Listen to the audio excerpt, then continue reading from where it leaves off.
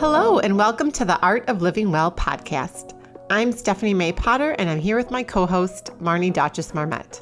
We created the Art of Living Well podcast to empower you to live your happiest, healthiest, and most authentic life.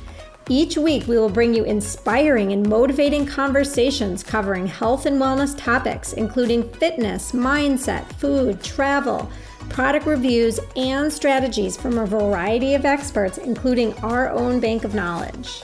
We are excited to educate, motivate, and inspire you to change the way you perceive health and discover your art of living well. Get ready to feel inspired.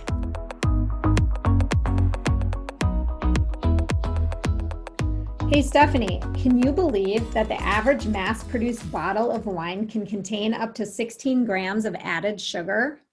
I know, that's crazy. That's more than a glazed donut. Whew, which kind of grosses me out.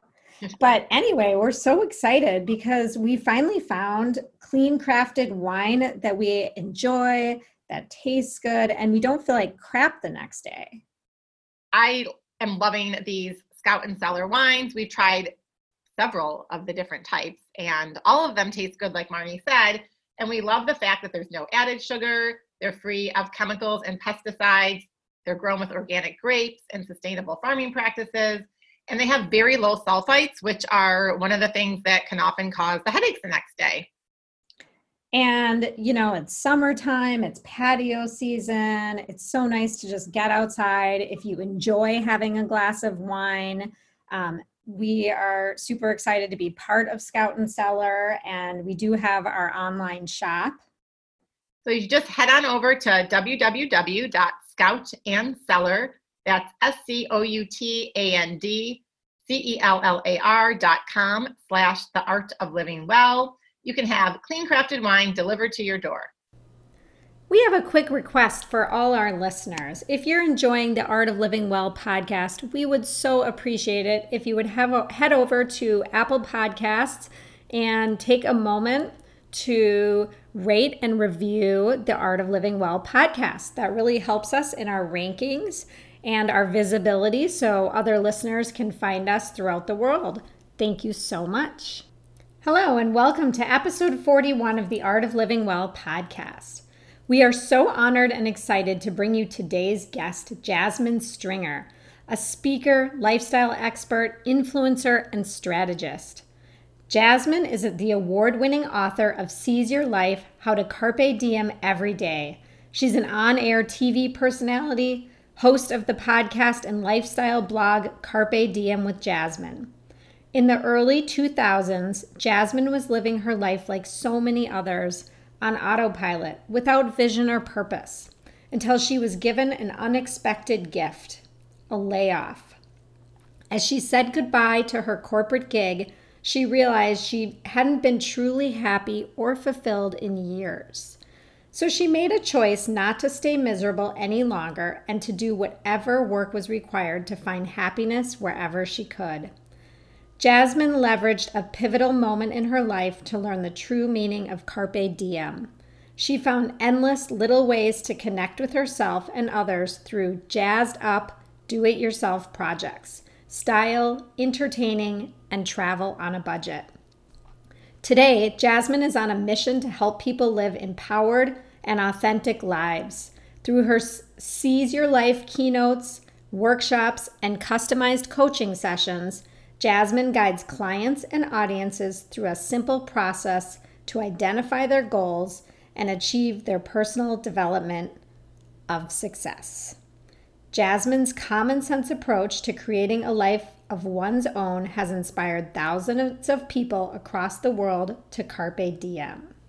So we are so excited to have Jasmine here today. She has her new endeavor that we're also going to be talking about, which is Share the Mic Minnesota, which is a campaign that gives Black and brown women in Minnesota additional exposure and allows them to connect and engage with new audiences. So we're super excited to hear more about that. And welcome, Jasmine. Jasmine, thank you so much for being a guest on the Art of Living Well podcast today. We know how busy you are with your new venture, Share the Mic, Minnesota, and we really appreciate you carving out time to share your story with our audience. And you have so much energy and inspiration that we cannot wait to have this conversation today. Yeah, well, thank you, Marnie and Stephanie, so much for having me on your podcast today. Well, you're welcome. So I loved learning about your background and your journey and how that's brought you to where you are today. So we thought we could, if you want to start out by sharing your story with our audience. Yep. So, I mean, I have a really long story. So why don't you tell me where you would like me to start at? Because I can go to moving to Minnesota. I can talk about seizing your life. You give me a good starting point. Well, I would love to know actually how you ended up in Minnesota. And I know you grew up in Georgia and you had a corporate career, which, I don't want to steal your thunder here. So. Well, we'll start from there. So born and raised in Atlanta, Georgia. I went to college in Washington, D.C. From college, I started to work in the food industry. I worked for a couple of Fortune 500 food companies. One of those opportunities transferred me here to the Twin Cities, and I did a variety of customer sales ops, customer marketing, kind of corporate positions. I was on this whole, corporate career track. Then, boom, I was laid off. And I like to describe my layoff in retrospect as the biggest blessing in disguise because it gave me paid time to think about what I wanted to do next. And a lot of times, and I was very blessed at the time that I was single, I was childless, I was living my life downtown. So I understand that people may be in a different place than I am when they are laid off. And I had really been intentional and in my prayer about the whole experience. And so when it came, I was at a lot of peace because my prayer was that for God's will to be done. So I thought, well, if this is what I've been praying for, and when people would tell me, hey, Jasmine, we heard about this, we're lifting you up, we're praying for you, anything you need, I would say, well, wait a minute, stop. What are you praying for? Because you might be praying for me to keep this job, and that might not be what God wants, or you might be praying for me to lose this job, and that might not be what God wants. So let's pray that God's will be done in this moment in time. And so with that, I really took the opportunity to think about what I wanted to do next. And I knew that I had been on this career track that I actually wanted off of. I wanted to do something different. But in big corporations, you get in these silos and you get on these tracks, and it's really hard to take a hard right or to take a left or to do a zigzag without leaving. And even when you do leave, you have all this experience based in one area. So you're kind of boxed in. So I said, you know what, I'm going to get out of this box that I'm in, and I'm going to try to leverage some of these skills that I thought were transferable skills and look for opportunities in other areas that I'm interested in working. So then I started consulting, and one of my clients one day asked me, Jasmine, we love you, but what's your, tell me about you. What's your secret dream that you haven't shared with anyone? And I was like, oh my God, a secret dream I haven't shared with anyone. I talk all the time. And I realized that, at that time, I wanted to do something in television. So I said, I always wanted, I remember it wasn't even my Girl Scout trip. It was a friend's Girl Scout troop, but I got to go on the field trip. I remember when we went to the news channel, WSB TV, and I was mesmerized with television and the green screen. And I said, but I know I don't want to be on TV every single day. So from that, I launched my blog. I figured out about lifestyle television, and I really positioned myself as a lifestyle blogger and then later a lifestyle expert. So yeah, that is how that began. And then I started speaking, and I wrote a book called Seize Your Life, How to Carpe Diem Every Day. And today I say that I am on a mission to inspire others to live more authentic, connected, and mindful lives. So that was a lot. Which is really interesting and awesome. And that's very similar to what our mission is, actually. So I love hearing other people's stories and how they got to that almost same mission that we have, and how everybody does it in such a different way. Because really everyone's, art of living well, or whatever you want to call it, seizing the day, however you want to describe it, is different depending on the person, right? Right. So And I'm just so impressed that you left your corporate job and were able to accomplish all of that. Like that's very impressive. And Well, I think one thing you should know about me is I'm a very persistent person. Like I think once I make up my mind, I'm pretty committed and dedicated. I like to say that I'm relentless in achieving my goals.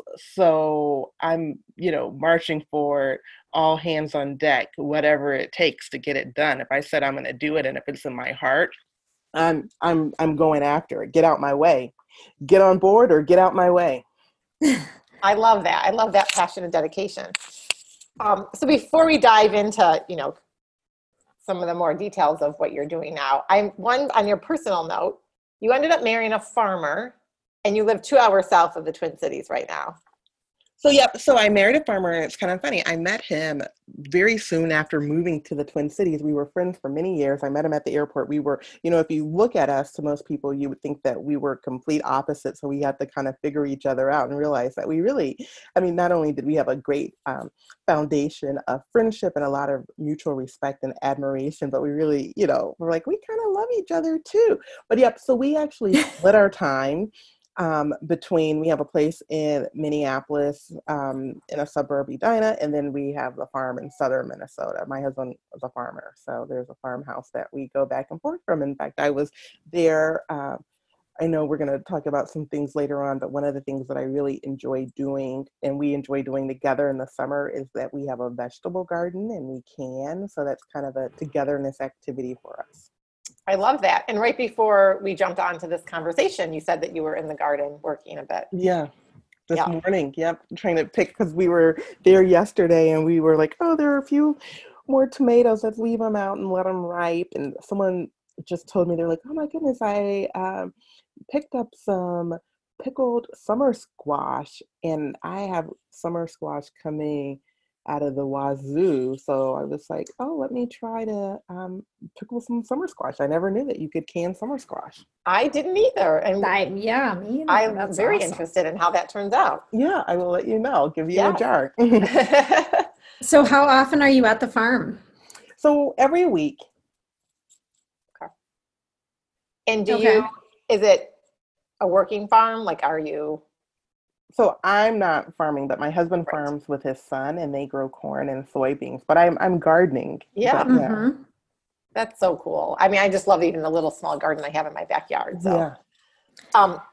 So tell us what you're doing now, because I know you've pivoted a little bit recently. Can you tell us about So I will tell you, COVID happened, and as a professional speaker, there were no gigs. Like, the gigs went on pause. They were postponed because there are no meetings, conferences, conventions, workshops, seminars to be done. Now things are coming back in a virtual space, but still trying to learn and, engage virtually. And then we had COVID, with just this, health pandemic going on, international health pandemic. And then we have, George Floyd's murder. And there is this new awakening to the racial injustices and inequities that have been taking place in our country for years. And so, we have this health pandemic, this, horrific murder.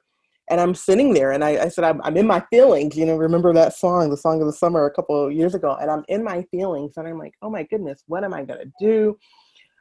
I'm processing all of this, of this whole conundrum of feelings that I am dealing with.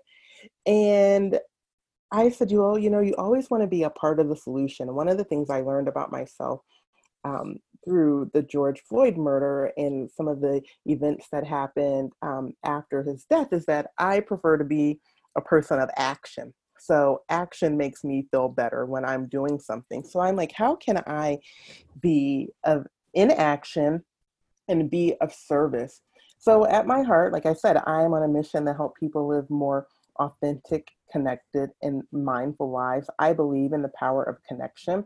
And I think one of the reasons we have so many problems in our community and our state and our country is because people are no longer connected to each other. You know, we live in this cancel culture where a person says one thing that you don't agree with, and you just discount their total being, their total essence, their total, you know, book of work, and you don't connect with them.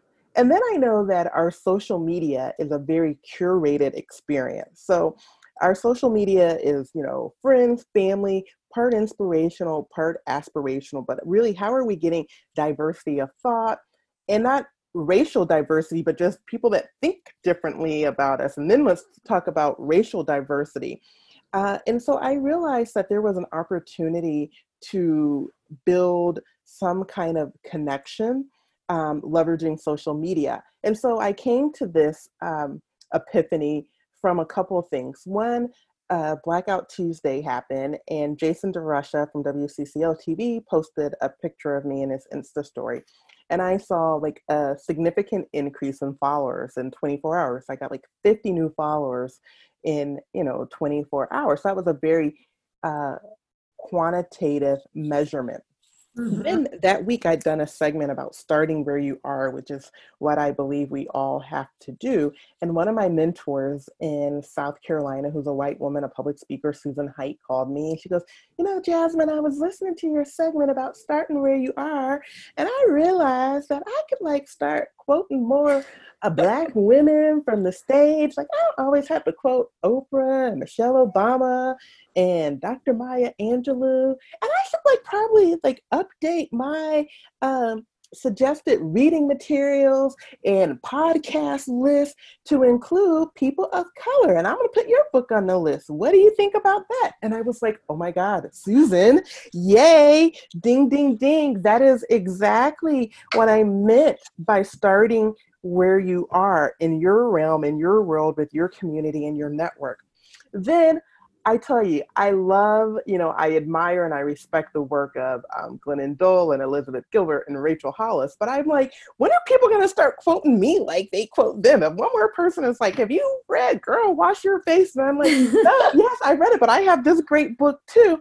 So then I thought, I'm going to reach out to them on social media. I'm going to send them a little Insta story video and say, hey, girls, what are you doing to bring Black women on the journey with you?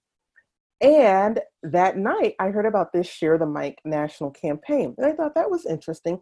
So again, I go to bed and I wake up and, you know, an assignment from God. Again, obedience is better than sacrifice. And he said, you know, Jasmine, you're going to do Share the Mic MN because it's not all about you, and it's better when you bring people on the journey. And so that's what I've been doing for the past 8 weeks. We launched Share the Mic on June 24th. It took 12 days to get it up and running. I'm very thankful to Reba Dominski and the U.S. Bank Foundation for believing in this vision that I had and providing us with seed money. But basically the campaign, Share the Mic MN, that I founded is missioned to amplify and expand the reach of the voices of Black and brown women living in the state of Minnesota. Which is how we found you. Mm-hmm. So, at its purest form, it's a social media takeover. Mm-hmm. Which is awesome. I mean, you guys are doing a great job with it. I've enjoyed watching and listening every Wednesday, and I see how it's growing weekly, and it's awesome. Yeah, thank you. And so what I really hope, again, going back to, you know, my earlier story, you know, going into this uncharted territory and getting off of that kind of corporate traditional track, is that I'm hoping that the audience and the audiences will engage with these women and their stories and their call to actions and their work, and something will resonate with them. And that resonation will create a spark in the viewer of that, you know, whether it's a tweet or Insta story or a quote or a comment, and that spark will lead that person to taking action. Because we know that we need all hands on deck when it comes to solving these issues of racial injustices and inequities. Well, and I think you're also really building those authentic connections between people. Right, exactly. I mean, really, offering this opportunity to build these connections between people that maybe wouldn't have built those connections in Right. the We are past. very intentional with our pairings. And so we pair a partner, that's the Black and brown woman, with an ally. And so our goal is that, with the thought and the, thought and love and energy that we go in creating these pairs, that these pairs will become lasting, professional, personal relationships of some shape or form, and that they will continue to amplify and expand the reach of their voices in some shape or form together. It's really exciting and beautiful and it's what lovely. needs to happen. And I think too, what I've noticed too, of just even who I started following and the additional resources and things I've been doing since George Floyd's murder, we all realize we have more commonalities and we're more similar than different too. And I think that's just an additional awareness that for me is being elevated. Right. I mean, we all want the same doing. thing. I talk about my husband. I mean, he was a farmer from southern Minnesota. He really knew no Black people when he met me. And I don't say that jokingly. Yeah. And yet we really have so much in common when you get beyond that external, what you look like, where you're from, what you do for a living. But when you start to think about values and hopes and dreams and desires and faith, we're in alignment. Mm-hmm. So talking a little bit more, I mean, obviously Share the Mic is on a mission, and Share the Mic, amen. I like that. Share the Mic, amen. Yes. What are your thoughts, Jasmine, a bit? Just what do you believe needs to happen to make some real sustainable change in our country and create a society where, the white privilege and white supremacy and all these things you've been talking about really cease to exist? Well, obviously what you're doing is I think we all have a part in this. Like I said, we need all hands on deck. And I think it's really important that individuals examine themselves and examine their role in, continuing and perpetrating and promoting unconscious bias or, feeding into these stories and things of that nature.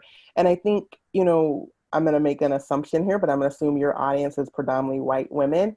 We need white women to own some of this. We need white women to do the work. We need white women to support Black and brown women.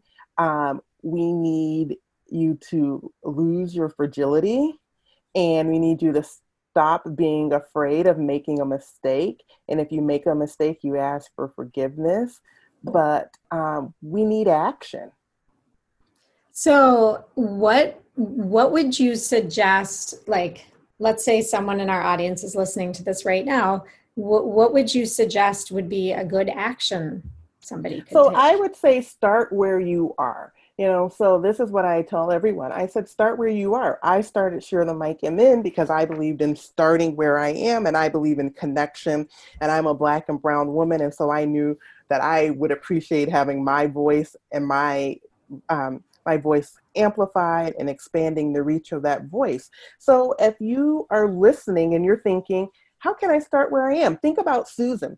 And Susan's like, yes, I'm a keynote speaker too. And I realized that I have 3 quotes in the 10 different presentations that I do. I quote the 3 same Black people. So really, how am I fostering connection?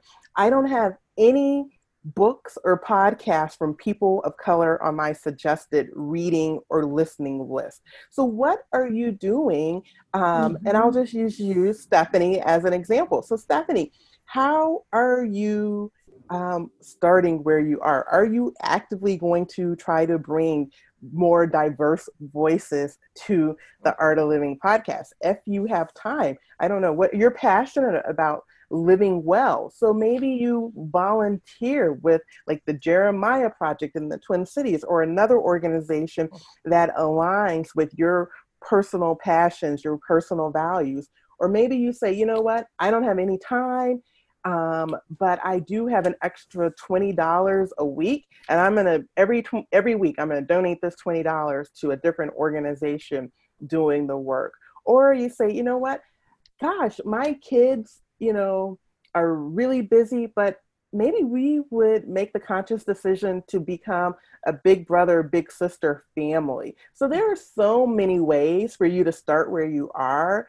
And I think that one thing as a person of color, which is, I'll just be frank, which is kind of exhausting, is people always asking me like, well, what should I do? Why don't you do some research and come back to me with some ideas and say, hey, I was thinking about doing this. Put some skin in the game. I would say that you need to own the process. It cannot be spoon-fed to you. Yes, I completely agree. And I've had that conversation. We actually did, I kind of organized, we have a neighborhood book club.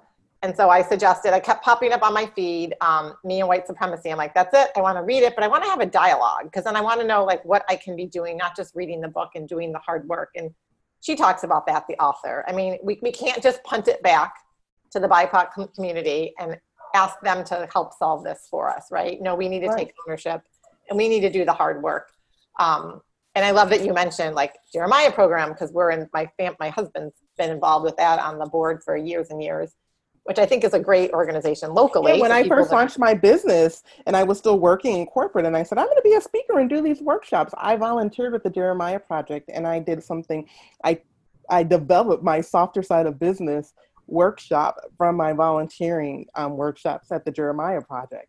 That's great. Because, and Marnie and I actually have had someone on from Appetite for Change, the founder, Princess Haley, and there's volunteer opportunities there in the garden, which is on our, list to do as well. Right. That's what I tell like my husband all the time. I'm like, you have all of this farming, expertise. This is what you do. And so he has really been intentional about helping people in, inner city areas with community gardening and, bringing people to the farm to introduce them to the type of farming that he does. So that's him starting where he is because he's not on social media, but agriculture is very near and dear to his heart. I mean, it's near and dear to my heart too, but we connect differently. I always say that he grows the food that feeds the people, and I plant the seeds of words of inspiration and encouragement that nurture the people. That sounds like a perfect balance, a yin and yang. Yes. And I think to your point, like take whatever skills or interests or passions you already have, the things you're already doing, and then just look at them more broadly and seek different people, whether it's authors or speakers or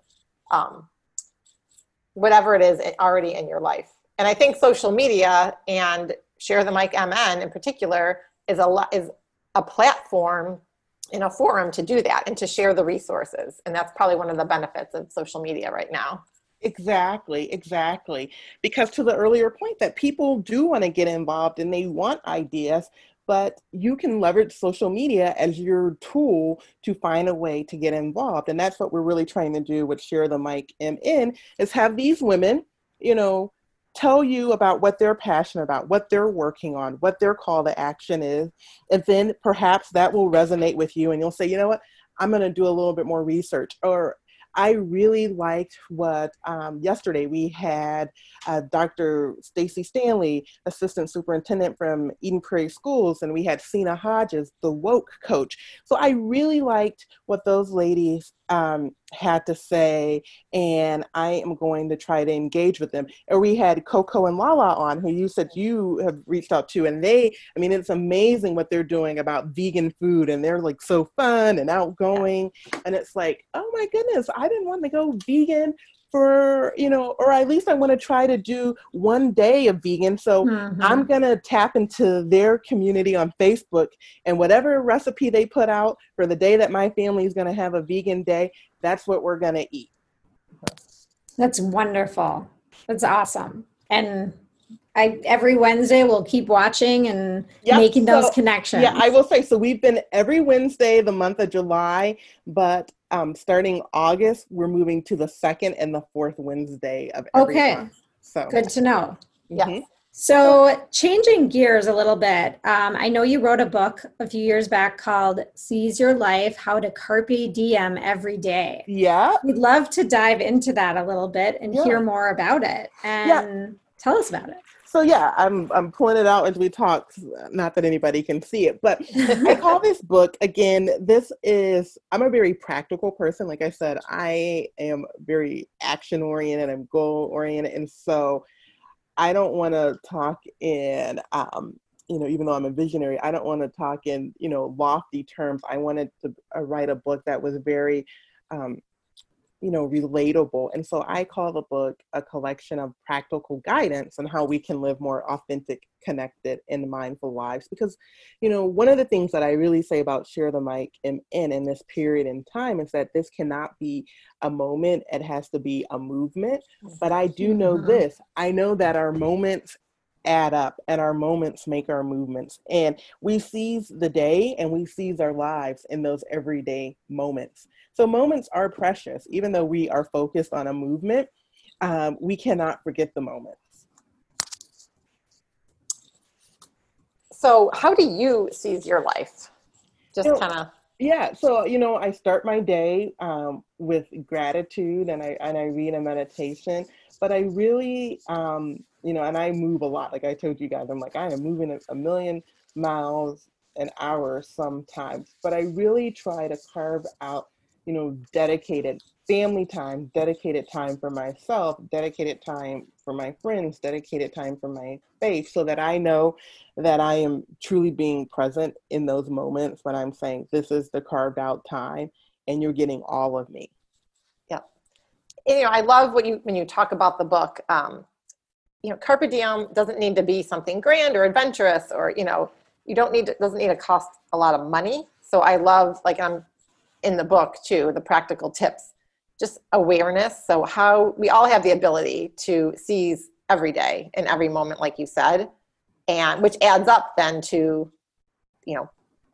a movement, if you will, right? Right. Yeah. And it becomes, your podcast is The Art of Living, but I say, we are practicing life. You go to the doctor, what does the doctor do? They practice medicine. You talk to an attorney, what does an attorney do? They practice law. So how are we expected to know everything there is about this life we're living? No, we are practicing life. And so, we try something works, we evolve and we tweak and we reevaluate. So are you guiding people through this process? What'd you say now? Are you guiding people through this process? As a part of seizing the light or seizing Carpe Diem? Yep. Yeah. So yes, in the book, I am guiding the people through the process. I coach clients and I guide them through the process. I have a workshop that I do on seizing your life. And it's really a roadmap of a formula that I developed. So there are several ways that I am, guiding people through the process. I apologize. I had some commotion going on. No problem. No worries. It's like you hear your name. You guys are moms, so you hear that mom, and it's like I'm not a human mom, but I heard some names, and I'm like, wait a minute, I hear my name. Totally. So we always love to leave our listeners with some practical tips, and I know a lot of them are in the book, which we are going to post in the show notes and make sure everyone gets a copy of. And I will say this: so you mentioned that your neighborhood was doing we have a book club. Yeah, Me and White Fragility. So it's so funny. Another friend of mine, her book club did my book. So I do offer a deal.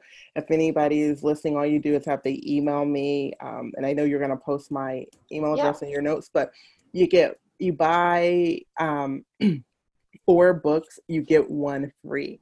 So if you have a book club or you're like, you know what, I'm just going to send this to my girlfriends. I know I have 2 chains of girlfriends that we have been on text and Marco Polo since March, just connecting. And from now, every now and then somebody will send us all a gift. Gifts is my love language. Have you ever read the 5 love languages? Yes. So it's always a treat to get that. Okay, I love this, and I love the idea of doing it as a book club because, and sometimes with some of these, I don't want to call it a self-help book, but you got to kind of dig in and write and do some work, and the accountability that a book club provides. You're not just reading the book and then leaving it on your nightstand or on the bookshelf and kind of forgetting about it, you have a little bit of that accountability with, especially if it's like a neighborhood or a group that you meet with regularly. So I think that's a great idea. Yeah. Well, and I'm actually, gonna suggest that. Stephanie, we've been talking about doing the Art of Living Well book club, and this would be this would be one of our starter this would books. be a perfect this book should to be do. your kickoff With book. I people would in our love for that to audience happen. that are Yeah. interested in participating. And then you could So- like take the conversation on Facebook and do it a Facebook Right. Live. Absolutely. Yeah. Oh, I love it. So thanks for the reinvigorating us with the idea, because we have been toying with that on and off for a while now. I love that.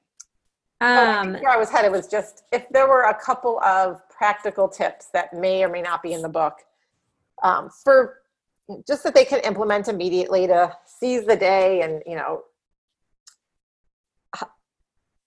I guess just, how to seize the day. You know, what are some things that people can do? And especially I think during this current environment, you know, it's very traumatic and emotional for people, and everyone's kind of up and down with what they, you know, thinking through where they want to be, you know, even next year. We're already kind of looking ahead to 2021 a lot of people. And the you know, news about school and all, and there's so much. It's like, well, do we wait for 2021? I know my husband and I, we were invited last year somewhere, and then the invitation came back this year. We weren't able to go, and I'm like, well, do we say no again? But if one thing 2020 has taught us, which I always believed, I mean, and this is why my philosophy and my motto is Carpe Diem, is that life can change in the blink of an eye. Mm-hmm. For the, you know, for the good or for the bad. So really, how are you seizing the day and seizing each and every moment? You know, I always tell people, and you hear this all the time, but there is so much power in gratitude. And I think whenever, you know, that's why I like to start my day reflecting on the previous day of what I'm thankful for. Whenever I'm in a funk, I go back to gratitude. Another way to seize the day, and seize the moment is the power found in the present moment. Like I said, I move 1,000,000 miles a minute, and sometimes you can like get overwhelmed. And, you know, this week I had a medical thing and I was pretty good up to it. And then, you know, like 15 minutes before the appointment, my mind just like went there, and I'm anxious and I'm like, oh my goodness. And I comparing it to like another family situation we had. But then I had to bring myself I had to like catch my breath, breathe, Jasmine, couple in and out. And I'm like, well, wait a minute, Jasmine, in this moment, it is okay. You haven't even been to the doctor. You're like freaking out in the car. You haven't even done the ultrasound. You haven't heard that you need to buy, like, you don't even know any of these things where your mind is taking you down this rabbit hole and you're crying. Come back, girl. Snap out of it, because right now, it is okay. Yeah. And I love they're simple, but they're very effective. And it's also sometimes hard for people to just get in the moment, right? Yeah. And stop the rat race in the head but breathing, the power of breath, right? Yeah. Yeah, because I mean, the breath can really help you take over that mind, because when the mind is going crazy and taking you somewhere else, I mean, it's usually not good for somebody. Exactly. So tell us where people can find you. So, you know, they can find me online. I'm Carpe Diem with Jasmine. And that's on Facebook. I'm Carpe Diem JBS on Instagram and Twitter. And then if they want to connect with Share the Mic MN, we're sharethemicmn.com, Share the Mic MN on Facebook, Instagram, and Twitter. Share the Mic MN or Carpe Diem with Jasmine. Yeah. And we'll link all that up in the show notes. And so one final question that we'd like to ask all of our guests is, what does the art of living well mean to you?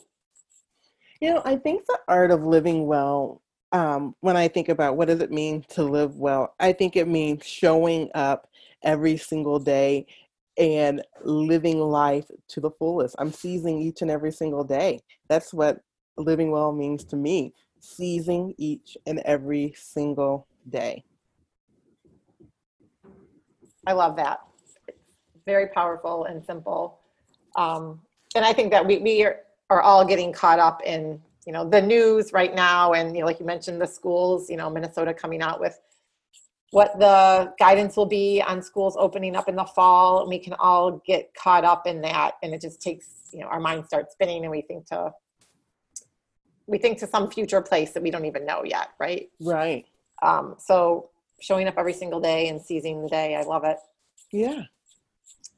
Thank you so much for coming on our show No, today. thank you It so was much for having absolutely me. wonderful having It's you. so nice meeting you guys. You too. And we look forward to continuing to connect through Share the Mic MN. Yeah.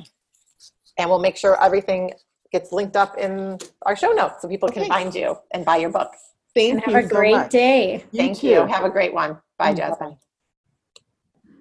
We are so excited that we created these fabulous new products for our listeners to support our podcast. Yeah, we have 2 new recipe books, and one is curated for families. So there's lots of family-friendly recipes that both kids and adults will love. I've made these recipes for my family, and everyone enjoys them. And then we have a second recipe book for those that want plant-based foods, and maybe you're already eating vegan, or maybe you're just trying to incorporate more vegetables and plants into your diet. They both have shopping lists, and they're made with ingredients that you can find at almost any grocery store. You don't need to go to like a specialty store to find these ingredients. And we also created a Minneapolis Healthy Restaurant Guide, and we're really excited about it. We want to support our local restaurants, and it's really meant for you to find little gems in town that maybe you didn't know about. It gives you a chance to eat healthy out in a restaurant. The food is delicious at these places. They're sourcing local, sustainable foods, and we're just really excited to support our local healthy restaurant community. And then the last product that we created is our favorite Art of Living Well podcast water bottle. It's 24 ounces. You may have heard us talk about this on stories because it serves both hot and cold beverages. There's a straw. You can use it or use it without the straw, and it's perfect for on the go, at home, wherever, and it'll help keep you hydrated. So we'd love for you to try our products and support our podcast. As our listeners, you can head on over to our website, which is www.theartoflivingwell.us/products, and order yours today. Maybe even give one as a gift. And also, just to let you know, we priced all of these products pretty low so that everybody could enjoy them. $7 per guide, $20 for the water bottle, and we'd love your support.